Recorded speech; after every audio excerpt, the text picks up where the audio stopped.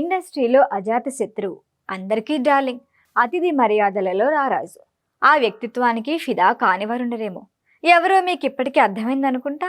ఇన్ని మంచి క్వాలిటీస్ కలగలిపి పోత పోసిన రూపం ప్రభాస్. October 23 darling birthday. ఈ సందర్భంగా ది బర్డ్ మీడియా చెబుతోంది స్పెషల్ విషెస్.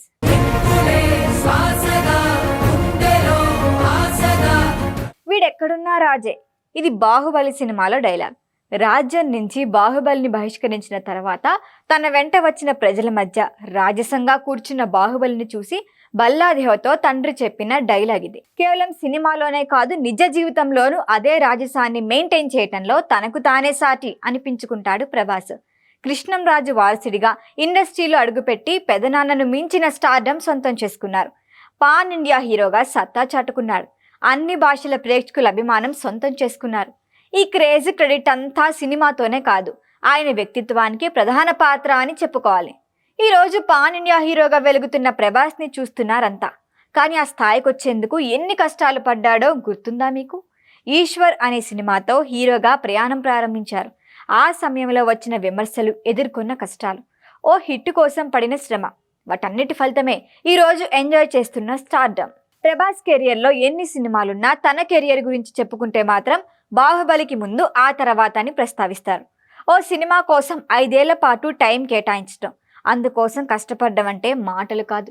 సినిమా రిజల్ట్ ఏ మాత్రం తేడా కొట్టినా కెరియర్ క్లోజ్ అంతే. కానీ జక్కన్నపై నమ్మకం, తన కష్టానికి ఫలితం దక్కుతుందనే విశ్వాసంతో సంధించిన బాణంలా దూసుకెళ్లాడు రెబల్ స్టార్. ఆ నమ్మకమే నిజమైంది. బాహుబలి సినిమా ప్రభాస్ కెరియర్ని మాత్రమే కాదు, టాలీవుడ్ క్రేజ్ని మార్చేసింది. అప్పటి నుంచి నాన్ బాహుబలి రికార్డ్ అనటం ప్రారంభించారు. అంటే ఆ రేంజ్ని అందుకోవటం ఇప్పట్లో ఎవరికీ సాధ్యం కాదు అనేంత హిట్ కొట్టింది బాహుబలి. ఎన్నికల ప్రచారంలోనూ మోదీ నోటి వెంట కూడా ఈ సినిమా పేరు మారుమోగింది. బాహుబలిగా ప్రభాస్ ఇండియన్తో పాటు ఇంటర్నేషనల్ మార్కెట్ని కూడా శాసించే స్థాయికి ఎదిగాడు. వసూళ్లు, రికార్డులు, అవార్డులు, రివార్డులు కన్నా ప్రభాస్ వ్యక్తిత్వం గురించి తెలిసిన వారు ఎక్కడున్నా రాజే అనిపించింది. ఇండస్ట్రీలో అందరినీ సమానంగా చూడటం, అంతా కడుపు నిండా భోంచేయాలని కేర్ తెప్పించడం వరకు ఈ క్వాలిటీస్ గురించి తనతో పనిచేసిన ప్రతి ఒక్కరూ చెబుతారు. లైట్ బాయ్ నుంచి స్టార్ హీరోలు, హీరోయిన్ల వరకు తనతో కలిసి పనిచేసిన వారంతా ఫుడ్ గురించి మాట్లాడకుండా ఉండలేరు.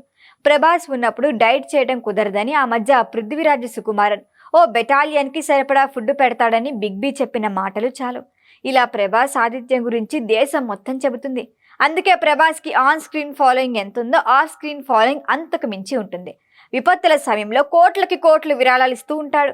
ప్రస్తుతం ఫౌజీ, ది రాజా సాబ్, కల్కి 2, స్పిరిట్ మూవీస్ చేస్తున్నాడు ప్రభాస్. ఈ 4 సినిమాల మార్కెట్ 4,000 కోట్లకు పైగా అన్నది ట్రేడ్ వర్గాల అంచనా. వీటిలో ఫౌజీ, స్పిరిట్ పై ఇంటర్నేషనల్ మార్కెట్ కూడా కన్నేసింది. అక్టోబర్ 23 ప్రభాస్ బర్త్డే సందర్భంగా అభిమానులకు ఈ సినిమాల నుంచి అద్దరిపోయే అప్డేట్లు రానున్నాయి. ఈ వీడియో కనుక మీకు నచ్చినట్టయితే లైక్ చేయండి, షేర్ చేయండి, సబ్స్క్రైబ్ చేయండి. అలాగే పక్కనే ఉన్న బెల్ ఐకాన్ని క్లిక్ చేయండి.